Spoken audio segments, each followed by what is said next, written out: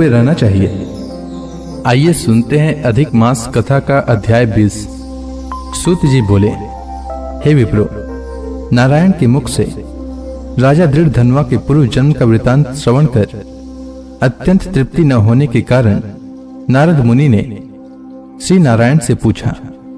नारद जी बोले, हे तपोधन, महाराज दृढ़धनवा ने मुनि श्रेष्ठ वाल्मीकि जी से क्या कहा, सो विस्तार सहित मुझसे कहिए। नारायण बोले, हे नारद, सुनिए।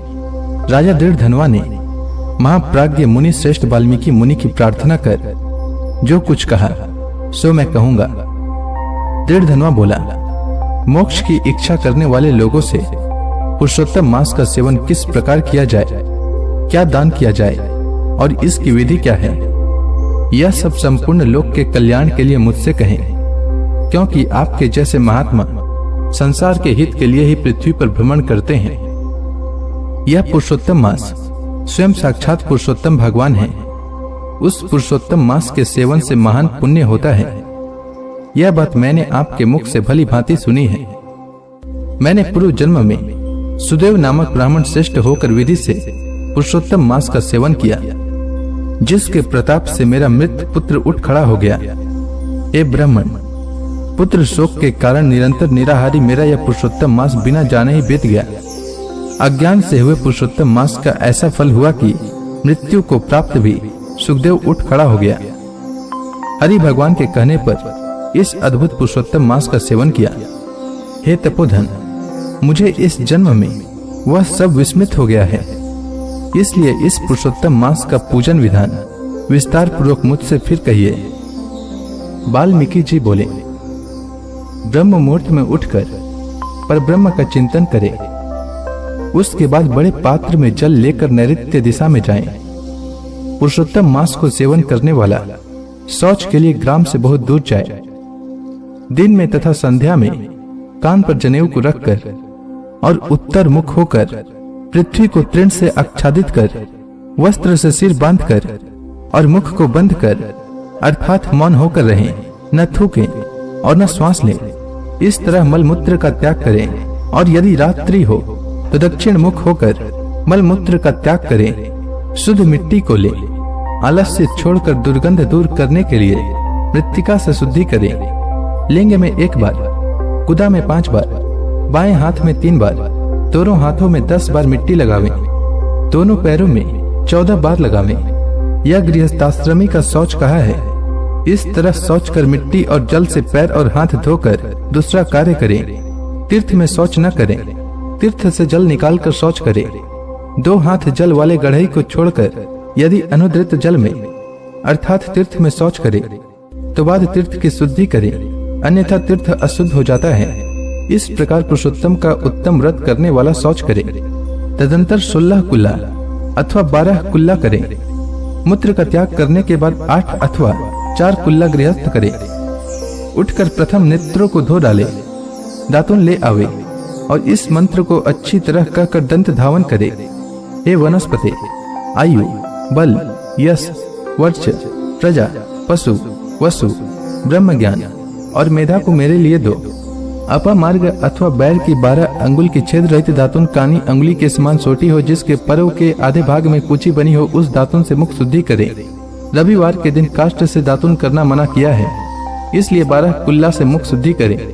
आचमन कर अच्छी तरह प्रातः काल में स्नान करे। स्नान के समय उसी समय तीर्थ के देवताओं को तर्पण के द्वारा जल देवे और समुद्र में मिली हुई नदी में स्नान करना उत्तम कहा है।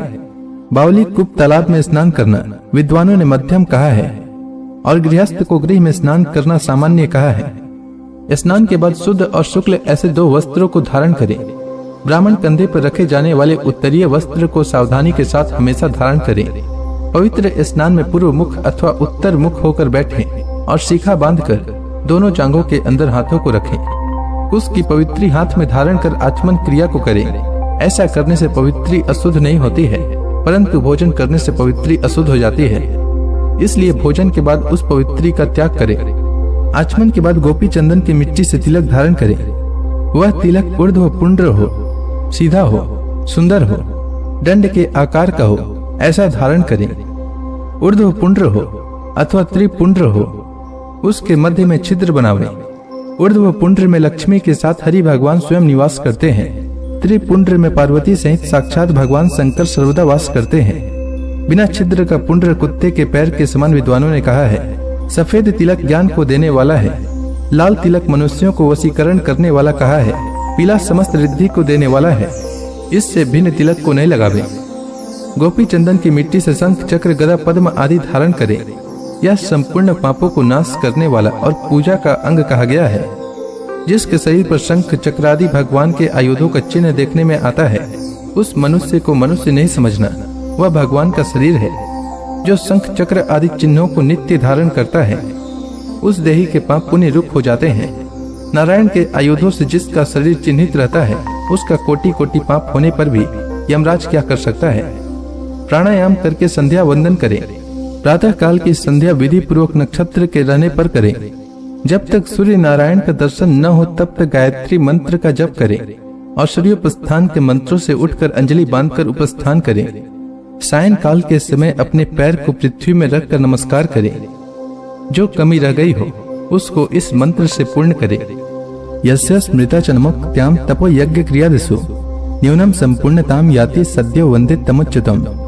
जो द्विज श्रद्धा के साथ संध्या करता है, उसको तीनों लोक में कुछ भी दुष्प्राप्य नहीं है। दिन के आदि भाग में होने वाले कृत्य को कहा। इस प्रकार प्रातः काल की नित्य क्रिया को करके हरि भगवान की पूजा को करे। लिपे हुए शुद्ध स्थान में नियम में स्थित होकर और मौन तथा पवित्र होकर गोबर से गोल अथवा चौकोर मंडल को बनाकर व्रत की सिद्धि के लिए चावलों से अष्टदल कमल बनावे। बाद स्वर्ण चांदी तांबा अथवा मिट्टी का मजबूत और नवीन छिद्र रहित शुद्ध कलश को उस मंडल के ऊपर स्थापित करे और उस कलश में शुद्ध तीर्थों से लाए हुए कल्याण प्रद जल को भर दे। कलश के मुख में विष्णु, कंठ में रुद्र भगवान अच्छी तरह वास करते हैं। उसके मूल में ब्रह्मा जी स्थित रहते हैं। मध्य भाग में मातृगण कहे गए हैं। कोख में समस्त समुद्र और 7 द्वीप वाली वसुंधरा, ऋग्वेद, यजुर्वेद, सामवेद और अथर्ववेद व्याकरण आदि अंगों के साथ सब कलश में स्थित हो। इस प्रकार कलश को स्थापित करके उसमें तीर्थों का आवाहन करें। गंगा, गोदावरी, कावेरी और सरस्वती मेरी शांति के लिए तथा पापों के नाश करने हेतु आवे। तदंतर उस कलश का मंत्र पाठ पूर्वक गंध, अक्षत, नैवेद्य और उस काल में होने वाले पुष्प आदि उपचारों से पूजन करके उसके ऊपर पीले वस्त्र से लपेटा हुआ तांबे का पात्र स्थापित करें। उस पात्र के ऊपर राधा के साथ हरि की मूर्ति को स्थापित करें। राधा के सहित स्वर्ण की पुरुषोत्तम भगवान की प्रतिमा बनावे और भक्ति में तत्पर होकर विधि के साथ उस प्रतिमा की पूजा करें। पुरुषोत्तम मास के पुरुषोत्तम देवता हैं। पुरुषोत्तम मास के आने पर उनकी पूजा करनी चाहिए। जो इस संसार सागर में डूबे हुए को उबारता है, उसकी इस लोक में भी मृत्यु धर्म वाला कौन मनुष्य पूजा नहीं करता है। ग्राम फिर मिलते हैं, धन फिर मिलता है, पुत्र फिर मिलते हैं, गृह फिर मिलता है, शुभ अशुभ कर्म फिर मिलते हैं, परंतु शरीर फिर नहीं मिलता है। उस शरीर की रक्षा धर्म के लिए और धर्म की रक्षा ज्ञान के लिए हुआ करती है और ज्ञान से मोक्ष सुलभ हुआ करता है। इसलिए धर्म को करना चाहिए। देह रूप वृक्ष का फल सनातन धर्म कहा गया है। जो शरीर धर्म से रहित है, वह बांझ वृक्ष के समान निष्फल है। सहायता के लिए न माता कही गई है, न स्त्री पुत्र आदि कहे गए हैं, तथा न पिता, न सहोदर भाई, न धन कहे गए हैं। केवल धर्म ही उसका प्रधान कारण कहा गया है। वृद्धावस्था सिंहनी के समान भय देने वाली है और रोग शत्रु के समान पीड़ा देने वाले हैं। फूटे हुए बर्तन से जल गिरने के समान आयु प्रतिदिन क्षीण होती रहती है। जल के तरंग के समान चंचल लक्ष्मी, पुष्प के समान क्षण मात्र में मुरझाने वाली युवावस्था, स्वप्न के राज्य सुख के समान संसार की विषय सुख प्रवृत्ति सब निरर्थक है। धन चंचल है, चित्त चंचल है और संसार में होने वाला सुख चंचल है। ऐसा जानकर संसार से विरक्त होकर धर्म के साधन में तत्पर होवे। जैसे सर्प से आधा देह निगले जाने पर भी मेढक मक्खी को खाने की इच्छा करता ही रहता है, उसी प्रकार काल से ग्रसा हुआ जीव दूसरे को पीड़ा देने में तथा दूसरे का धन अपहरण करने में प्रेम करता है। मृत्यु से ग्रस्त आयु वाले पुरुष को क्या सुख हर्ष करता है। वध के लिए वध स्थान को पहुंचाए जाने वाले पशु के समान सब सुख व्यर्थ है। जब धर्म करने के लिए चित्त होता है तो उस समय धन का मिलना सुलभ नहीं होता है। जब धन होता है तो उस समय चित्त धर्म करने के लिए उत्सुक नहीं होता है। जब चित्त और धन दोनों होते हैं तो उस समय संपात्र नहीं मिलते हैं। इसलिए चित्त, वित्त, सत्पात्र इन तीनों का जिस समय संबंध हो जाए उसी समय बिना विचार किए ही जो धर्म करता है वही बुद्धिमान कहा गया है। अधिक धन के व्यय से होने वाले हजारों धर्म हैं। पुरुषोत्तम मास में थोड़े धन से महान धर्म होता है। स्नान दान और कथा में विष्णु भगवान का स्मरण करना, इतना भी उत्तम धर्म यदि किया जाए तो वह महान भय से रक्षा करता है। जिस प्रकार गंगा ही तीर्थ है, कामदेव ही धनुषधारी है, विद्या ही धन है और गुण ही रूप है, उसी तरह संपूर्ण महीनों में उत्तम पुरुषोत्तम मास साक्षात पुरुषोत्तम ही है। यद्यपि यह पुरुषोत्तम मास प्रथम समस्त कार्यों में तथा यज्ञों में अत्यंत निंद्य था, तो भी भगवान के प्रसाद से पृथ्वी में साक्षात भगवान के नाम से प्रसिद्ध हुआ। जिस प्रकार हाथी के पैर में सब प्राणियों के पैर लीन हो जाते हैं, उसी तरह समस्त धर्म और कला समस्त पुरुषोत्तम में विलीन हो जाते हैं।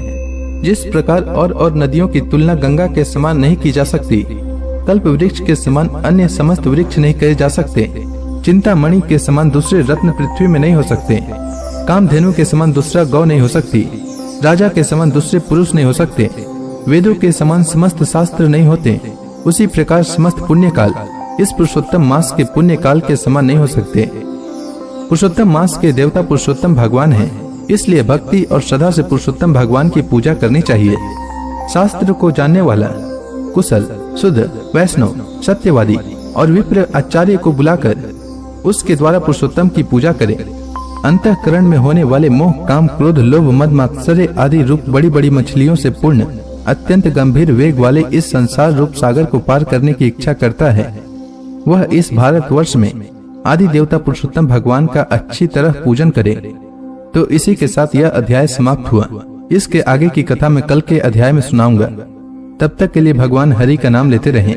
तो प्रेम से बोलिए भगवान विष्णु की जय, श्री कृष्ण भगवान की जय, समस्त देवी देवताओं की जय।